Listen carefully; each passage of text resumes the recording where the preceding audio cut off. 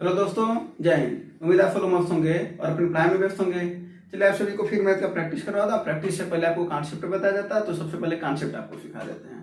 Concept आज बताएंगे ना, एपी का, जीपी का और एचपी का। तो एचपी में तो नहीं सवाल आता है, लेकिन एपी और जीपी से सवाल आते हैं और खास तौर पर इसके सवाल तो इसमें तो पूछे ही जाते हैं एसएससी में। और इसका सवाल एपी का और जीपी का यूपीएसआई वाले में भी सवाल पूछा गया था, चाहे 2021 हो चाहे 2017। और इस बार उत्तर प्रदेश कांस्टेबल में भी एपी से सवाल आया था। एपी को बोलते हैं अरिथमेटिक प्रोग्रेशन, समांतर श्रेणी। तो इसका नाम हिंदी में भी लिख दे रहे हैं, ठीक है। तो सबसे पहला हम लोग पढ़ लेते हैं समांतर श्रेणी, ठीक है। इसका कॉन्सेप्ट तैयार कर लेते हैं, फिर उसके बाद से हम लोग सवाल देख लेंगे। समांतर श्रेणी को अगर थोड़ा सा अलग करा जाए तो इसको कह सकते हैं समान प्लस अंतर प्लस श्रेणी। श्रेणी इंग्लिश में सीरीज बोलते हैं। ऐसी श्रेणी जिसका अंतर क्या हो, समान हो, ऐसी श्रेणी को समांतर श्रेणी बोलते हैं। तो इसका मतलब जैसे मान लेते हैं, लिख दे रहे हैं 2, 4, 6, 8, इस तरीके से। इसका अंतर बताइए, देखिए 2 और 4 का अंतर 2 हुआ। अंतर हमेशा बाद वाले में से पहले को हटाएंगे, ठीक है ना। तो 4 और 6 2 अंतर, 6 और 8 का 2 अंतर। तो इस प्रकार की प्राप्त जो श्रेणी है वो समांतर श्रेणी होगी। जैसे 2, 6, 7, 9, 10। अब ये बताए समांतर श्रेणी है। आइए देखते हैं इसका अंतर कितना है, 4, इसका अंतर 1, इसका अंतर 2, इसका अंतर 1 बिल्कुल भी नहीं है। तो ये समांतर श्रेणी नहीं है। ऐसी श्रेणी जिसका अंतर समान आता है उसे बोलते हैं हम समांतर श्रेणी। तो इस बात का हमने ध्यान दिया है ना। तो चलिए एक श्रेणी को लिख करके तब समझ लेते हैं। जैसे कि श्रेणी लिखे थे ना, चलिए इसी को लिख देते हैं। अगर इसमें बात किया जाए तो ये प्रथम पद है। प्रथम पद का मतलब होता है पहला पद ना, जो पहले आया है। तो प्रथम पद कितना है, और अभी इसके अच्छे सवाल भी समझेंगे, कॉन्सेप्ट से सवाल भी बता देते हैं। प्रथम पद, ठीक है, प्रथम पद को ए बोलते हैं और उसकी वैल्यू है 2।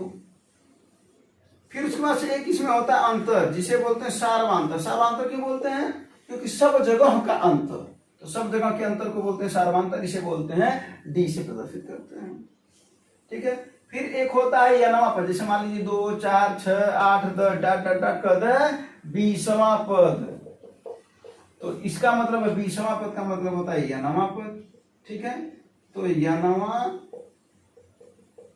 पद, इसको बोलते हैं टीएन, कभी कभी इसको बोलते हैं यल भी बोलते हैं या एन भी बोलते हैं, ठीक है, दिया जाता है। अब ये बात है तो समझ में आ गई कि प्रथम पद ये होता है, फार्मांतर ये होता है, यनवा पद तो ये होता है इसको, ठीक है। अब यहाँ पर हम लोग कुछ फार्मूलों को समझेंगे और सवाल को उसके बाद से तब समझ लेंगे। आइए सबसे पहले फार्मूलों को समझते हैं। जरा एक बात करा जाए कि प्रथम पद यहाँ पर क्या है, 2 है, ठीक है, कोई दिक्कत नहीं। अगला पद क्या हुआ है, जरा देखिए। प्रथम पद में इसका अंतर कितना था, 2, इसका अंतर 2, इसका अंतर 2, यही तो था। प्रथम पद में जब हम अंतर जोड़े हैं तो जरा देखिए 2 और 2 4 आ गया कि नहीं आ गया, आ गया ना। फिर उसी तरीके से अगर इसको 2 और 2 4 आ गया ना, अब 4 में फिर अंतर जोड़े हैं तो जरा देखिए अगला आ गया कि नहीं आ गया, अगला आ जा रहा है कि नहीं। यानी प्रथम पद में सार्वंतर जोड़ देंगे तो अगला पद आएगा, फिर उस पद में सार्वंतर जोड़ देंगे तो अगला आएगा, और इस तरीके से वो सीरीज चलती रहेगी। तो यहाँ पर बात कर लेते हैं। तो आते हैं यनवा पद यानी टीएन की वैल्यू होगा क्या। तो टीएन होगा क्या, जरा देखिए A plus N minus 1 into D. जरा समझिए बात को। यहाँ पर प्रथम पद ए है, सॉरी 2 है, और प्रथम पद ए बोलते हैं। ए में हमने क्या किया, अगर हम कह रहे हैं यहाँ पर देखिए दूसरा पद, तो 2 में से 1 कम करेंगे तो 1 आएगा, और 1 गुणे डी अर्थात 2, तो 2 और 2 4, अर्थात टीएन की वैल्यू 4 आ रही है ना। यानी जब हम दूसरा कर रहे हैं, तीसरा कर रहे हैं तो 1 कम यानी 2। तो यहाँ पर आ गया आपका टीएन का फार्मूला, इसी को बोलते हैं यनवा पद, ठीक है। उसके बाद से एक और फार्मूला होता है एन पदों का योग। तो एन पदों का योग क्या होता है, एफ एन बराबर n/2 a प्लस यल, या इसी को बोलते हैं कभी कभी एस एन बराबर n/2 2a plus n minus 1 into D, ठीक है। चलिए अच्छा एक बात और समझ लेते हैं यहाँ पर। अगर यहाँ पर ये कह रहा है 20वां पद अगर कहता है ज्ञात करने के लिए, तो हम क्या करते हैं, तो T20 इसमें हो भी रहा है तो जरा तो समझ लीजिए यहाँ पर भी T20 का मतलब होता है 20वां पद, इस तरीके से इसको लिखा जाता है, ठीक है। तो 20वां पद को अगर हम निकालेंगे तो ए आ प्लस n का वैल्यू है कौन 20, तो हम क्या करेंगे 20 माइनस 1 इंटू डी, जरा देखिए इसी पर तो रख रहे हैं, n का वैल्यू 20, तो ये आया कितना a प्लस 19d। इसका मतलब हुआ कि अगर हम 20वां कहेंगे तो एक कम, अगर 40वां कहते तो एक कम, 101वां पद कहते तो a प्लस 40 ये तो होता। चलिए तो इस पर भी सवाल बनते हैं, तो कुछ सवाल तो सिंपल तरीके से बनते हैं, जैसे इसी सवाल को बना लेते हैं, सवाल जो बनते हैं उसको बना लेते हैं। अगर कहता इसी का 20वां पद ज्ञात करो, तो हमने ये लिख दिया, a का वैल्यू कितना है 2 है, प्लस 19 गुणे डी का वैल्यू कितना है, उसका भी 2 है, 19 दूना 38 और 38 दो 40, यानी T20 कितना होगा 40 होगा, ठीक है। अगर यहीं पर पूछ देता कि जरा हमको बताओ पदों का योग कितना होगा, तो हम ऐसे निकाल लेते तो क्या हो जाता है n/2, इसी फार्मूला क्या लिखे तो है, फार्मूला तो कौन होता है, फार्मूला लिखने का। जब हमको सब कुछ पता है, जरा देखिए वहां पर क्या पता, a पता है, d पता है, nवां पद यानी tn पता है, tn को l भी बोलते हैं, है ना, l पता है, या कह सकते हैं l पता है, n तो 20 पद है ना, और अंतिम पद अभी आया है 40, d का वैल्यू 2 है, a का वैल्यू 2 है। अब जरा देखिए आप चाहें तो ये वाला भी फार्मूला लगा सकते हैं, आप चाहें तो ये वाला भी लगा सकते हैं। यहाँ पर लगाएंगे लेंगे तो क्या हो जाएगा n/2 यानी 20/2 यानी 10, a प्लस l, ये कहाँ है 2 है, और l कितना 40, तो 40 तो 42 आ गया 420, ठीक है। इसमें भी रखेंगे तो आपका वही आ जाएगा। तो इसमें क्या क्या पूछता है, एक तो कुछ जो पद रहेगा जैसे 20वां पद, 31वां पद, कुछ इस तरीके का सवाल करता है और कुछ इस तरीके का सवाल करता है, ठीक है। कभी कभी इस तरीके का दिया रहता है an बराबर a1 प्लस a2, इस तरीके से दिया रहता है, जहां पर कह देता है पहला पद इतना है, दूसरा पद इतना है, जैसे a1 का वैल्यू अगर कह दे 2, ठीक है, और a2 का भी वैल्यू बोल दे 2, यहाँ पर क्या हो जाएगा an बराबर 2 और प्लस 2 4, और ये पहले पद के लिए रहे तो इसका मतलब ये हो जाएगा a1 4 हो जाएगा, ठीक है ना। तो इस तरीके का भी सवाल इस पर बनाया जाता है, एसएससी में सवाल पूछा गया था, सवाल आएगा फॉर्म में तो बता देंगे। चलिए तो यहाँ पर ये हो गया, ये चीजें समझ में आया होगा, ये वाली बात, आता कोई दिक्कत नहीं है। अब इसके बाद से क्या होता है, जरा यहाँ ये देख लेते हैं, एक सवाल और आता है कि अगर कह दे 10वां पद कह दे अगर 20 है और 20वां पद अगर कह दे 50 है, अगर ये कहते हैं तो बोल रहे हैं कि उस श्रेणी में प्रथम पद क्या होगा, या फार्मांतर क्या होगा, या 10 पदों का योग क्या होगा, कुछ भी पूछ सकता है। आइए देखते हैं, अगर हम 10वें पद को लिख सकते हैं a प्लस 9d, अब ये भी आपको बताए हैं, और 50 इसको क्या लिख सकते हैं, 20वें पद को लिख सकते हैं a plus 19d equal to 50। ये समीकरण 1 हुआ, ये समीकरण 2 हुआ, इसमें से इसको माइनस कर दो, तो जरा देखो a से 1 हटाओगे खत्म, 19 में से 9 जाए 10d, और 50 में से 20 जाए 30, यानी डी की वैल्यू कितनी मिल गई 3 मिल गई सॉल्व करने पर। जब डी की वैल्यू 3 मिल गई तो किसी भी समीकरण में रखेंगे तो हमें ए की वैल्यू मिल जाएगी, जैसे डी की वैल्यू 3 मिल गई तो 9 3 27, 27 उधर जाएगा तो ए की वैल्यू कितना हो जाएगा -7, कोई दिक्कत नहीं, माइनस आ सकता है, तो ए की वैल्यू -7। अब ए पता चल गया, डी पता चल गया, जो पता करना है सब कर लो, पदों का योग पूछ रहा, पदों का योग पता कर लो, है ना। अब वहां पर कहेगा ना कि मान लो 10 पदों का योग बताओ, तो n का वैल्यू 10 दे देगा, ए पता है, n पता हो गया है, डी पता हो गया है, सॉल्व कर लेंगे। तो इस तरीके से इस पर सवाल आता है, बहुत कोई हाई लेवल का सवाल नहीं आता, क्योंकि 11 12 का तो है नहीं सवाल, तो बहुत हाई लेवल का सवाल इसमें तो नहीं आता, ठीक है। ये हो गया समांतर श्रेणी। अच्छा साथ साथ में पर एक और चीज उसको नोट करिएगा, अच्छा उसको इकट्ठा बता देते, समांतर श्रेणी हो गया। अब इसके बाद बताते हैं गुणोत्तर श्रेणी, तो जरा गुणोत्तर श्रेणी का फार्मूला लिख लीजिएगा एक बार, एक दिन तो बताया थे गुणोत्तर श्रेणी, है ना, लेकिन फिर से बता देते हैं।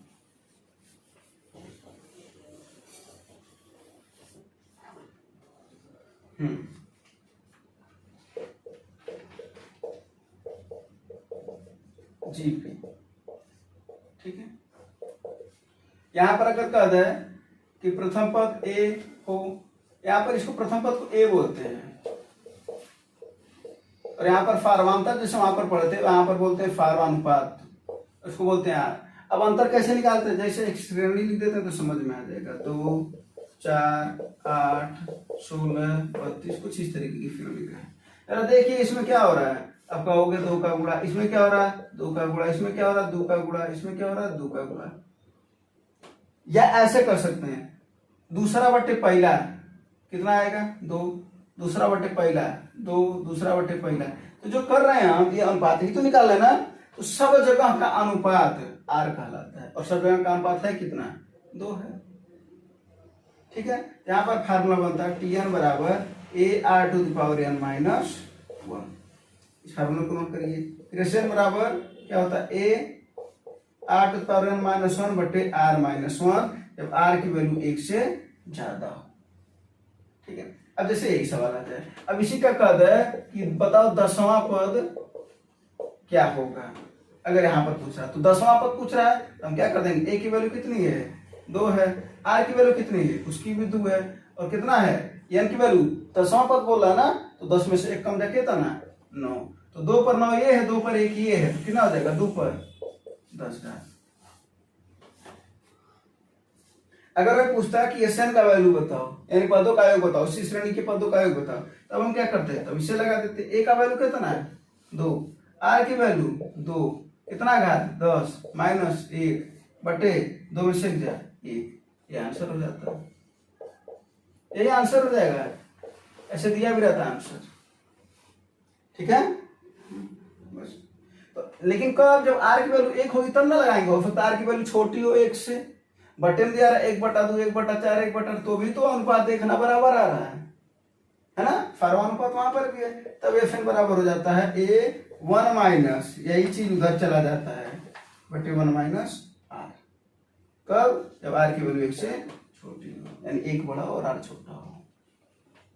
और अनंत पदों का योग में फार्मूला लिखना A/1 माइनस R या A/R-1, जब R क्या होगा छोटा और R बड़ा, तो ये लिखना अनंत पदों का योग। और इसी का बोल देता अनंत पदों का योग बताओ, तब हम इसको बता देते हैं, ठीक है। चलो कोई दिक्कत बता देते हैं, यहाँ पर अनंत पदों का योग बता दो। A का वैल्यू कितना है तो कहोगे 2 है, ये ना 1, ये 1 तो लगाओगे नहीं, ये वाला लगाओगे नहीं, क्योंकि 1 माइनस R की वैल्यू छोटी होनी चाहिए, तो ये वाला R की वैल्यू बड़ी यहाँ पर आ रहा है, तो ये वाला लगाएंगे ना, तो R में से 1 है, यानी 2, इसका R कितना था 2 ही तो था, 2 में से 1 यानी 2/1 अर्थात 2। अनंत पदों का योग 2 होगा, ठीक है। चलिए अब एक चीज और बता देते हैं, इसमें इस श्रेणी का फार्मूला तो लिख ही दिया, समांतर श्रेणी भी और गुणोत्तर श्रेणी भी। एक चीज और देख लेते हैं। अब यहाँ पर एक आता है समांतर माध्य, एक आता है गुणोत्तर माध्य, और एक कभी कभी पूछा है सवाल में हरात्मक माध्य।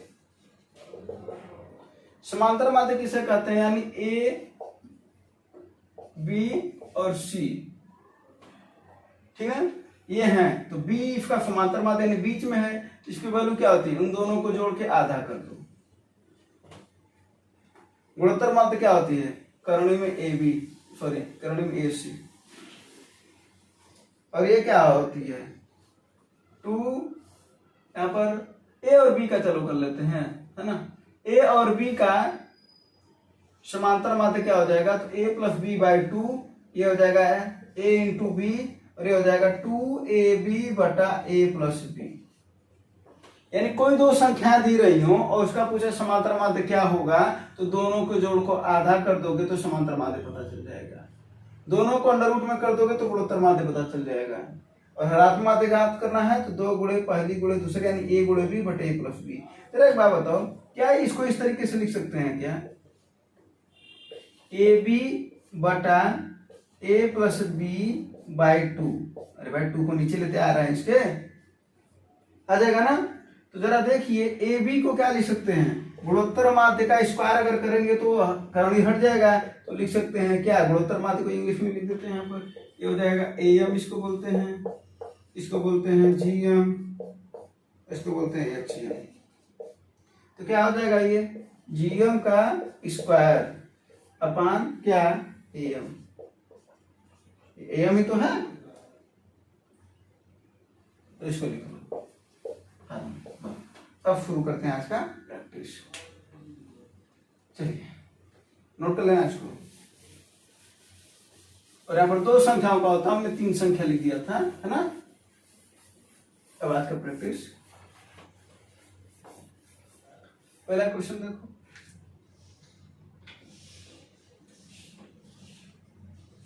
आज का क्वेश्चन कोई बहुत लेवल वाला नहीं है, लेकिन फिर भी है, पूछा गया सवाल हो तो इस वजह से उसको बताते हैं। प्रीवियस ईयर क्वेश्चन होता है और जो क्वेश्चन एक्सपेक्टेड होता है आप तो उसको बताया जाता है। जरा देखो, दो संख्याओं का योग 20 है, गुणनफल इतना 96 है, उन दोनों संख्याओं का अंतर क्या होगा। देखिए ऐसे सवाल को कैसे लगाते हैं, जरा उसको समझते हैं। कुछ एक तरीका क्या होता है, फार्मूला लिखना जरा, a माइनस बी का होल स्क्वायर बराबर a प्लस बी का होल स्क्वायर माइनस 4ab, ये फार्मूला नोट करना, ठीक है। अब इस फार्मूले को कभी कभी इस तरीके से बनाया जाता है, क्या, अगर माइनस को इधर कर दो क्या हो जाएगा, a माइनस बी का होल स्क्वायर प्लस 4ab बराबर a प्लस बी का होल स्क्वायर, ठीक ना। कभी कभी इसको इस तरीके से भी बनाया जाता है कि ये माइनस 4ab को उधर लेते हैं और इसको उधर लेते जाएं, तब क्या हो जाता है फार्मूला जरा देखना, a प्लस बी का whole square minus a minus b का होल स्क्वायर बराबर 4ab, ठीक ना। तो इस फार्मूले की यहाँ पर जरूरत पड़ने वाली है, तो तीनों एक ही है, उसको बस 3 तरीके से लिखा गया है, ठीक ना। सवाल देखो, दो संख्या का योग 20 है, उनका गुणनफल इतना है, अंतर पूछ रहा है, तो a माइनस बी का होल स्क्वायर अंतर पूछ रहा है, योग कितना है 20 है, तो क्या हो जाएगा 20 का स्क्वायर माइनस 4 गुणनफल कितना है 96, इसी को सॉल्व कर लेते हैं। 20 का वर्ग 400 और ये कितना हो जाएगा 6 चौके 24, 4 2 आया और 9 चौके 36 और 2 29, कितना है भैया इसका अंतर 16। ये a माइनस बी का होल स्क्वायर है, तो जरा बताओ a माइनस बी कितना हो जाएगा, तो कहोगे 4 हो जाएगा, क्योंकि अंडर रूट लगे दोनों पक्षों का, तो स्क्वायर हट जाएगा, उधर रूट आ जाएगा और रूट 16 की वैल्यू 4 होती है ना। तो एक तो तरीका ये है, अंतर पूछ रहा था तो यही आंसर हो जाएगा। अगर पूछता वो संख्याएं क्या हैं, तो देखो अंतर कितना है 4 है, योग कितना था इसका 20 था, तो अगर पूछता पहली संख्या बताओ, तो पहली संख्या ज्ञात करने के लिए क्या करते हैं, दोनों को जोड़ के आधा कर दो, तो 20 4 24 और 24 का आधा 12, ये हो गया। अगर बी का वैल्यू ज्ञात करना, जो माइनस वाला है उसकी वैल्यू ज्ञात करनी है, तो बड़े में छोटे को घटा दो, यानी 20 में 4 जाए 16, 16 का आधा 8। अच्छा, इस सवाल को इस तरीके भी तो सोचा जा सकता था, इसको लगाने की मुझे कुछ सवाल सोच लिए जाते हैं। जैसे कोई दो संख्या ऐसा करिए जिसका जोड़ने पर, ये तो बोला था ना कि a प्लस बी जोड़ने पर 20 होना चाहिए, गुणा करने पर कितना होना चाहिए 96। कोई दो संख्या अपने फिर जिम करो जो उसको जोड़ने पर कितना आ जाए 20 आ जाए और गुणा करने पर 96 आ जाए, तो कहोगे 12 और 8, 12 8 20, 12 8 96, तो 12 और 8 का अंतर 4, तो इस तरीके से लगा सकते थे, है ना। लेकिन कहीं कहीं फार्मूले की जरूरत पड़ जाती है अगर, तो फिर इसको लगाना पड़ेगा। इसको मिटा दें, अगला फॉर्म देखो, इसको लिख लेना फार्मूला जो बोल लेते हैं।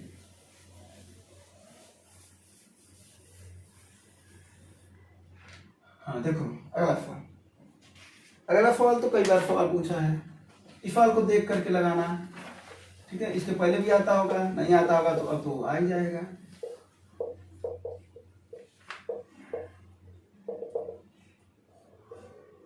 कहां तक दे रखा है भैया, अनंत, अनंत नहीं है, ठीक ना, ये अनुपात। अगर इसकी वैल्यू पूछे तो करना क्या है, जरा देखो, कोई दो संख्या ऐसा चूज करना है जो अगल बगल के हों, जिनका अंतर 1 है, अंतर 1 है, और गुणा करने पर वो संख्या आ जाए, गुणा करने पर संख्या प्राप्त हो। अगर ये दो कंडीशन है तो देखो क्या करते हैं, तो बताओ जरा, कोई दो संख्या बताओ जिसका गुणा करने पर 30 हो जाए, तो क्या कहोगे 5 और 6, भाई 10 और 3 भी हो सकता है, 10 गुणे 3 10 3 30, लेकिन अंतर हो तो एक होना चाहिए, तो 5 और 6। अगर माइनस है तो उत्तर छोटा वाला, अब प्लस रहता अगर इसकी जगह पर तो उत्तर बड़ा वाला, इसका आंसर क्या होगा, ये होगा। ठीक है, कैसे आता है उसको भी समझ सकते हैं। अगर हम इसको मान लेते हैं यक्स, कोई दिक्कत तो नहीं है ना? तो एक बात बताओ जरा सा, करनी में 30 माइनस, अगर हम इसको हटा दें यहां तक तो ये भी चीज तो वही दिख रही है, ये भी तो इसी को तो एक्स माने हो, तो ये भी क्या है माइनस एक्स बराबर एक्स। दोनों बच्चों का स्क्वायर कर दो तो क्या हो जाएगा, 30 minus X equal to X square. इन सभी को उधर भेज दो तो क्या हो जाएगा, ये 0 बराबर x square plus x minus 30। इसी का गुणनखंड करोगे तो आएगा क्या, एक्स माइनस एक्स प्लस 6 और एक्स माइनस 5। तो एक बार जब इसको 0 करोगे तो एक्स की वैल्यू यहाँ पे आएगा -6 और यहाँ पे 0 करोगे तो इसकी वैल्यू आएगी +5। प्लस वाला वैल्यू लिया जाएगा, माइनस वाला छोड़ दिया जाएगा। इसी वजह से जब माइनस होगा तो छोटा वाला वैल्यू, ठीक है। तो प्लस में भी ये सवाल दे सकता था ना, बिल्कुल दे सकता है। चलिए तो दोनों सवाल तैयार करने लगिएगा। अगला सवाल देखो, परसेंटेज का सवाल, अच्छा सवाल है। और इस सवाल में हम देखते हैं कई बार कंफ्यूजन बहुत ज्यादा रहता है आप लोगों का। जरा देखिए सवाल को पहले पढ़ लीजिए।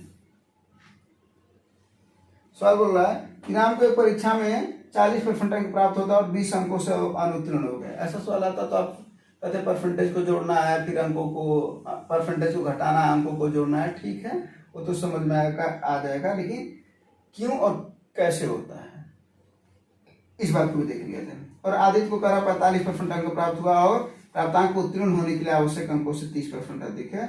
उत्तीर्ण होने के लिए कितने प्रतिशत अंकों की आवश्यकता है। सवाल अच्छा सवाल है, ठीक है ना। आइए एक चीज समझते हैं, पास होने की पहली शर्त क्या है। पास होने की पहली शर्त है कि एक जो राम है उसे 40% अंक मिले, 40%, बोलो हाँ या नहीं। और 20 अंकों से अनुत्तीर्ण हो गया। इसका मतलब है, जरा समझो एक बात को, ऐसे सोचो कि ये तुम ही हो और तुम्हें मिला 40% अंक और तुम 20 अंक से फेल हो गए, तो तुम कहोगे ना 20 अंक और मिल गया होता तो हम पास हो गए होते। और का मतलब है +20, बोलो हाँ या नहीं, बोलो। दूसरा पास होने का शर्त क्या है, कह रहा है आदित्य को 45% अंक प्राप्त हुए, ठीक है, अच्छी बात है। और प्राप्तांक उत्तीर्ण से ये 30 अंक अधिक है। अब तुम कहोगे ना ये 30 अंक अधिक है। अब जैसे तुम ही कह रहे हो कि हम 45% अंक पाए और जानते हो पास होने वाले अंक हम 30 अंक ज्यादा पाए हैं, तो अगर हम 30 को घटा दें तुम कहोगे मात्र हम पास हुए। अगर हम ही तुमसे कहते तुम्हारा 30 अंक घटा देंगे तो तुम क्या कहोगे, तब वो पास तो हो ही जाएंगे, तो हो गए ना। तो इसका मतलब है पास होने की दूसरी शर्त। तो जरा बताओ, पास होने की ये भी शर्त, पास होने की ये भी शर्त, क्या दोनों शर्त बराबर नहीं होंगे, तो होंगे ना। तो 40% प्लस 20 इक्वल टू 45% माइनस 30%। को एक तरफ कर दो, अंकों को एक तरफ कर दो, इधर जाएगा और इधर आएगा तो 30 20 50 बराबर, और परसेंट से परसेंट घटेगा तो कितना बचेगा 5%, है ना। तो 5% की वैल्यू 50, तो 1% की वैल्यू 10 है ना। तो 100% की वैल्यू तो 100 गुणे 10 अर्थात 1000। अब देखते सवाल क्या पूछ रहा है। अगर सवाल ये पूछता है कि पूरा का पूरा अंक कितना था, तो हम कहते 100%, अरे सॉरी 1000 नंबर, है ना।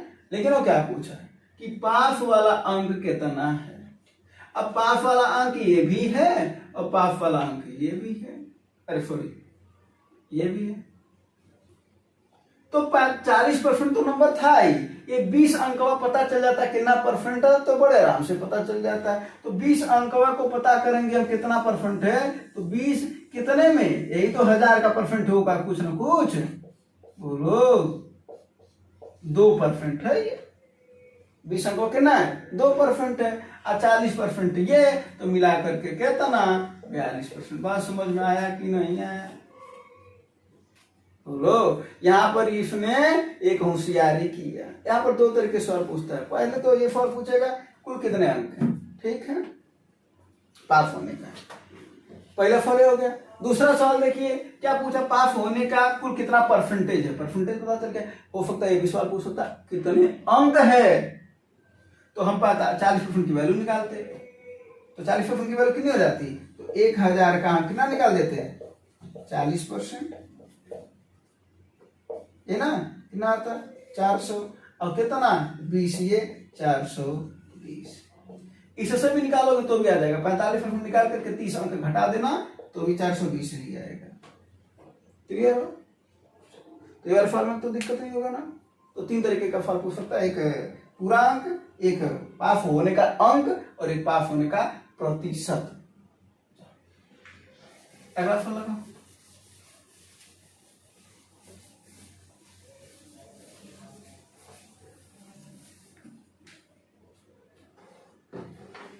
देखो ये सवाल आता है, कई बार आता है, तो ठीक है ना। अब दिक्कत नहीं होगा। इस सवाल का आंसर तुम लोग बताओगे, हम थोड़ा सा इसमें कॉन्सेप्ट बता देते हैं। जरा इधर समझो, अगर ए बी और सी रहे, ठीक है, और देखो पहले अनुपात समानुपात क्या होता है। तो अगर हम एक बड़ी छोटी सी चर्चा करें, वो छोटी सी कि ए बी सी डी, अगर ये चारों लोग समानुपात में हैं तो हम इसको कह सकते हैं ए बटा बी बराबर सी बटा डी, कुछ इस तरीके का कहते हैं। ठीक है, तो इन चारों की बात कुछ कर रहा है, तो इसमें क्या बोला मध्यानुपाती। अब मध्यानुपाती इसका मतलब ठीक को ठीक बीच में है। तो मैं कह रहे हैं कि अगर कोई 3 संख्याएं हैं ए बी सी और इसका क्या ज्ञात करना हो मध्यानुपाती, तो जरा देखते हैं कैसे निकालते हैं। मध्यानुपाती ज्ञात करना है ना, तो ध्यान से समझना, बी की वैल्यू ज्ञात करनी है। यहाँ पर क्या हो जाएगा ए बटा बी बराबर बी बटा सी, ए बटा बी बराबर बी बटा सी। तो यहां से हम क्या कर लेंगे, वैल्यू ज्ञात कर लेंगे। हमको क्या किसका ज्ञात करना, मध्यानुपाती अर्थात बी की वैल्यू ना। यहाँ पर क्या हो जाएगा बी स्क्वायर बराबर ए सी। इसी वजह से जब मध्यानुपाती ज्ञात करते हैं तो बी स्क्वायर बराबर ए सी लिखते हैं, या बी बराबर करनी में ए सी लिखते हैं। दूसरी बात कर लें, अगर ए बी सी रहे और हमको ज्ञात करना तृतीयानुपाती, जरा सुनना, आप लोगों का कंफ्यूजन इसमें बहुत ज्यादा रहता है, अब नहीं रह जाएगा। ठीक है, तृतीयानुपाती ज्ञात करना। तृतीयानुपाती का मतलब क्या हुआ, जरा देखो इधर। तृतीयानुपाती माने तीसरे वाले की बात पूछ रहा है, तीसरा हमको बताओ, कोई दिक्कत नहीं है। यहां पर भी वही काम होगा क्योंकि यह समानुपात में है, तो ए बटा बी बराबर बी बटा सी, यही ना। लेकिन हमको ज्ञात क्या करनी है, तृतीया सी। यहाँ पर सी की वैल्यू ज्ञात करेंगे हम, सी इधर आ जाएगा और बी का गुणा होगा तो कितना हो जाएगा बी स्क्वायर, अब बट्टा ए इधर आ जाए तो बी स्क्वायर बटा ए, ये होता है तृतीयानुपाती। ठीक है, अब आते हैं अगला पढ़ते हैं, ए बी सी और डी, इसमें पढ़ते हैं हम लोग चतुर्थानुपाती। इसमें भी वही होगा, जरा देखो ये सभी समानुपात में होंगे, यानी ए बटा बी बराबर सी बटा डी।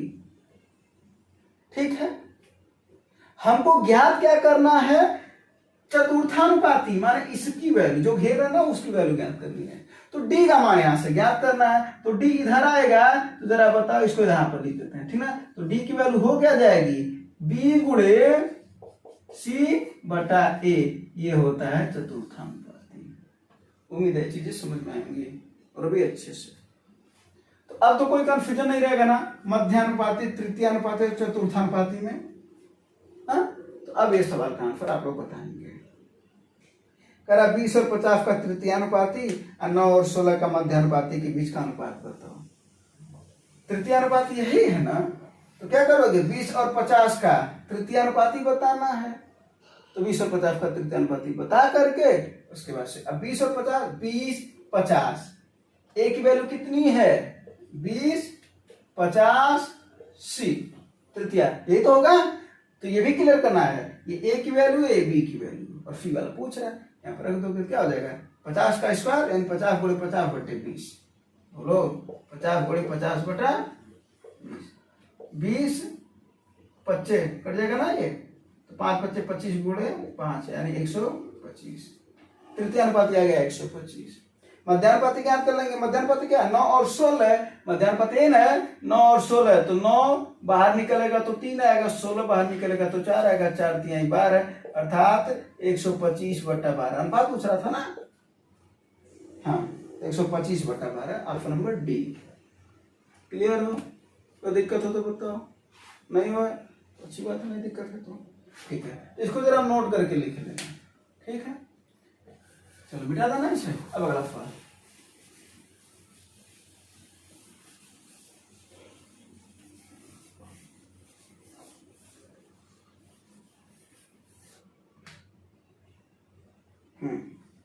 जरा देखो क्या कर, ए और बी एक साथ 12 दिनों में कार्य पूरा कर सकते हैं। ए एक अकेला इसे 15 दिनों में पूरा कर सकता है। एक साथ कार्य करना शुरू करते हैं, लेकिन ए कार्य पूरा होने के 10 दिन पहले छोड़ देता है। कोई दिक्कत वाली बात नहीं है, काम छोड़ रहा है, करवा रहा है, करवा दो, पहले जो कर रहा है उसको कर लेते हैं। ए और बी कितने दिन में कर रहे हैं? 12 दिन में, और ए अकेला 15 दिनों में। 12 और 15 का एलसीएम हो जाएगा 60। एलसीएम इसमें से निकालते हैं, क्योंकि पूरा काम पता चलता है, जब तक पूरा काम नहीं पता है तब तक हम कुछ कर नहीं सकते। अब हम इसकी निकालेंगे क्षमता, दोनों की क्षमता निकालेंगे। क्षमता बराबर होता है कार्य बटा समय। 60/12 कर देंगे, कितना आ जाएगा भैया आपका? 5। और कितना हो जाएगा? 4। कोई दिक्कत हो तो बताओ। ए की क्षमता 4 है, दोनों की क्षमता 5 है, तो कहीं कहीं बी की क्षमता 1 है, हाँ या नहीं? भाई दोनों का योग 5, ये अकेला 4, तो बी 1 ही तो बच रहा है, ठीक है, यहाँ तक कोई दिक्कत नहीं है। अब जो कह रहा है उसको पढ़ लेते हैं। काम समय का एक ही तो बात है, सवाल पढ़ते जाओ, आंसर तभी आएगा। इकट्ठा सोचोगे पूरा पढ़ करके और आंसर आ जाए तो ऐसा नहीं होगा। इसमें अभी एक साथ कार्य करना शुरू करते हैं, लेकिन एक कार्य पूरा होने के 10 दिन पहले इसे छोड़ देता है। एक बात बताओ, ये 10 दिन पहले छोड़ देता है, काहे छोड़ दिया? अगर नहीं छोड़ा होता तो कुछ काम किया होता, बोलो किया होता ना, लेकिन ये 10 दिन पहले छोड़ दिया, ठीक है। यानी काम था अपने पास 60, ये छोड़ा ना होता, एक दिन में 4 काम कर रहा था, और 10 दिन छोड़ा ना होता तो 40 काम किया होता, लेकिन ये छोड़ दिया तो कमवा तो बढ़ गया ना हमारा।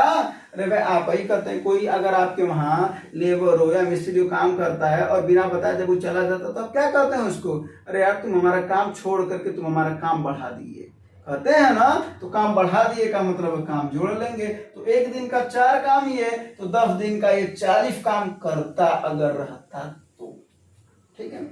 अब बटे उसके पहले 10 दिन पहले ना छोड़ा, लेकिन उसके पहले तक तो सब लोग थे, बोलो उसके पहले सब लोग थे। काम किससे करवा रहा है? ए और बी, हाँ ए और बी, यानी कितने हैं? ए और बी की क्षमता 5 है ना, दोनों की क्षमता कितनी आई है? 5/5। 40 100/5 इक्वल टू 20। आंसर कितना हो जाएगा? 20। लेकिन हाँ एक और बात है, ए और बी ने एक साथ मिलकर के कितने दिन कार्य किया, ये एक बात है देखना। 20 दिन में तो कार्य पूरा हुआ, वो बोला ए और बी दोनों ने कितने दिन में काम किया का मतलब समझो। ए 10 दिन पहले में छोड़ दे रहा है, अब पूरा कमा हो रहा है 20 दिन में, तो 10 दिन साथ रहा ए और बी का, बोलो। तो ये चीज है। अगर इसका आंसर 20 दिया होता, पहला ऑप्शन सही बता रहे हैं, 40% लोग 50% लोग 20 को मार करके आगे बढ़ जाते हैं। सवाल पढ़ना ही नहीं चाहते, लास्ट में पढ़ना ही नहीं चाहते हैं, सब कुछ मेहनत करके अंतिम में बर्बाद कर दोगे सवाल ना पढ़ करके। अगर दिया रहता हो तो होना ही दिया था। तो दोनों लोगों ने जब कब तक काम पूरा खत्म हुआ? 20 दिन तक। लेकिन उसने क्या पूछा? दोनों लोगों ने मिलकर के कितने दिन तक काम किया? तो ये 10 दिन पहले छोड़ दिया, पूरा कमा 20 दिन तक, तो 10 दिन फतवा थे ना, वही पूछा था। अगला सवाल,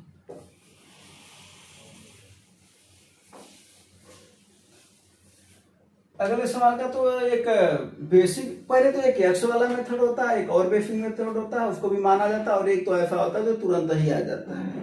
जैसे कह रहा 5 वर्षों में, जब साधारण ब्याज पर पूछे तब ये लगाएंगे 5 वर्षों में 3 गुनी, कह रहा कितने वर्षों में वो कितनी गुनी हो जाएगी? स्वयं की 5 गुनी हो जाएगी। अगर ऐसा करना तो होगा क्या, जरा देखिए, पहला बटे ये वाला वर्ष कर दीजिए, यानी 5/x कर दीजिए, इन सभी में से 1 को माइनस कर दीजिए, यानी क्या हो जाएगा? 3 - 1, 5 - 1 अर्थात 2/4 को काट दीजिए, ठीक है ना, और इधर पूरा हो जाएगा। कितना हो जाएगा? ये 2 × 10 वर्ष, ठीक है। तो जरा इसका फार्मूला नोट करिएगा। साधारण ब्याज में अगर इतने वर्षों में इतना गुना और इतने वर्षों में इतना गुना, यानी T1 वर्षों में अगर वो कहते हैं N1 गुना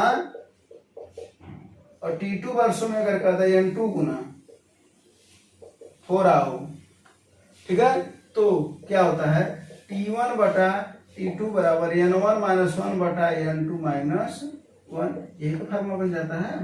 इसको नोट कर लीजिएगा। बाकी मानने वाले प्रक्रिया से भी लग जाता है, तो जो लगाने वाले उसी से लगा लेंगे, लेकिन जो इस पर सवाल आएगा अगर रिजल्ट तो इसी से लगाना जल्दी लग जाएगा। और यही सवाल साधारण ब्याज में चक्रवृद्धि ब्याज में पूछता है, तो सवाल आएगा उसको भी आएगा, डिटेल जब आएगा तो उसको भी बताया जाएगा। ठीक है, अगला सवाल देखते हैं, इसको नोट कर लेना।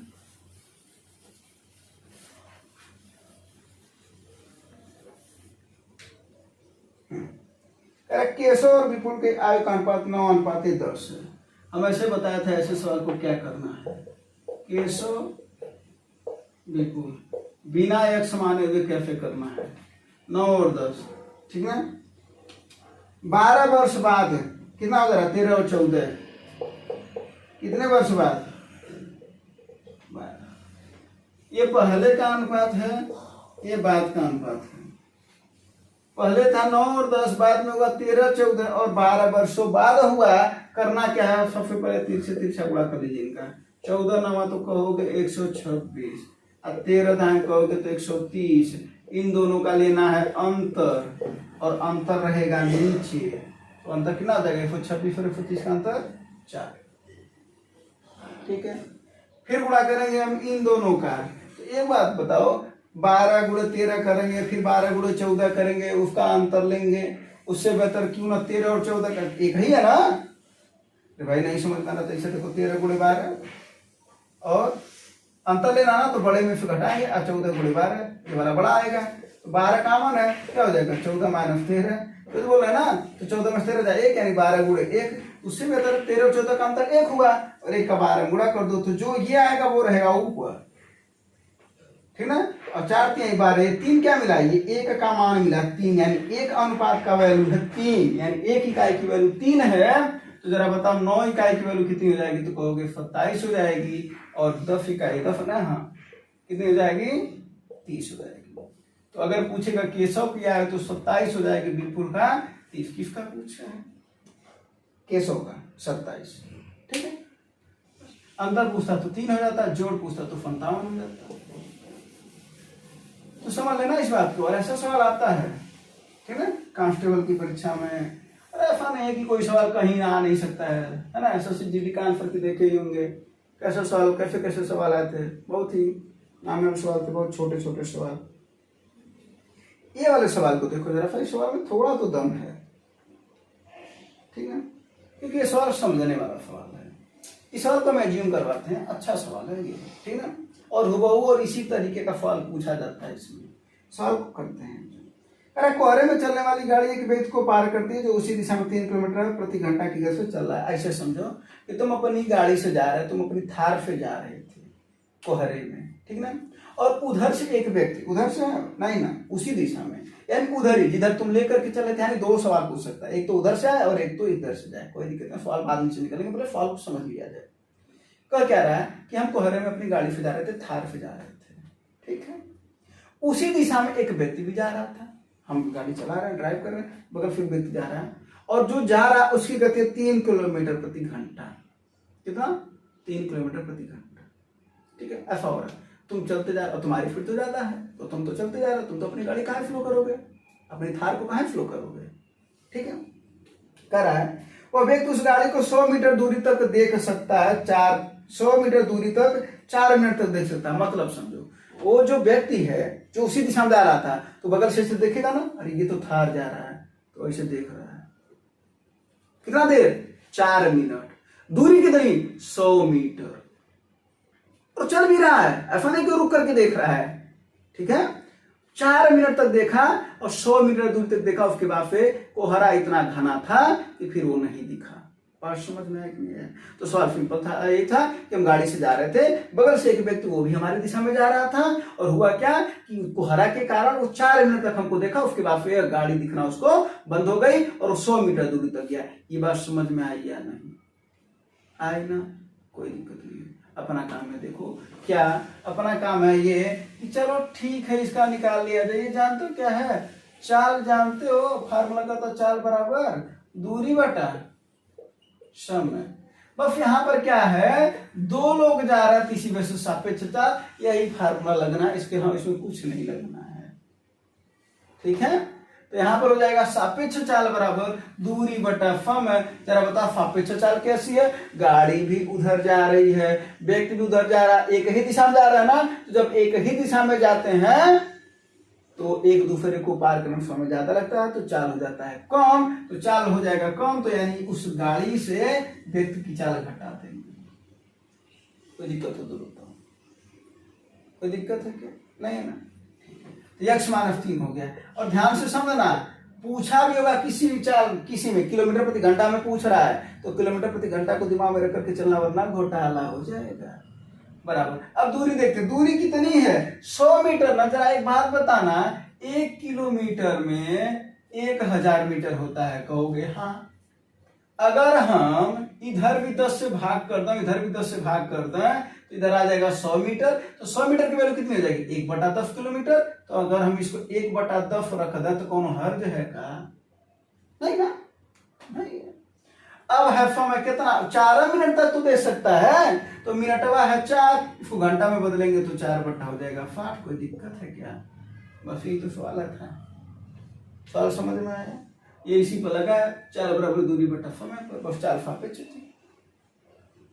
वही हम बोला था, इसी सवाल को दूसरा पूछ सकता था, कब, जब वो विपरीत में। लेकिन एक जरा बताओ कि अगर वो क्यों विपरीत वाला सवाल नहीं बनाता इसमें, उसका भी एक रीजन है। जैसे मान लो गाड़ी इधर से जा रही है और वो उधर, तो ऐसे पलट करके उसको देखेगा तो उसकी गति प्रभावित होगी ना, इस वजह से वो विपरीत वाला नहीं बनाता है। बनाता जब भी तो सामने वाला बनाता है, ठीक है ना। तो क्या हो गया, इसको काट दिया जाए, 0 से 0 कट गया, 2 दूना 4, 2 तिहाई 6, बगल का बगल में गुणा, नीचे वाला ऊपर चला जाएगा। तो क्या हो जाएगा, x माइनस 3 बराबर 3 ऊपर जाएगा ना, 3/2, 3 उधर चला जाएगा, कितना हो जाएगा 3 + 3/2, 2 तिहाई 6, 3 9/2, या इसको बोलते हैं 4.5 किलोमीटर प्रति घंटा। ये x क्या था, यही कार की चाल थी। तो कार की चाल कितनी आई, 4.5 किलोमीटर प्रति घंटा है, 9/2। कोई दिक्कत हो तो बताओ, नहीं अच्छी बात है, ये सवाल अच्छा सवाल है, ठीक है ना।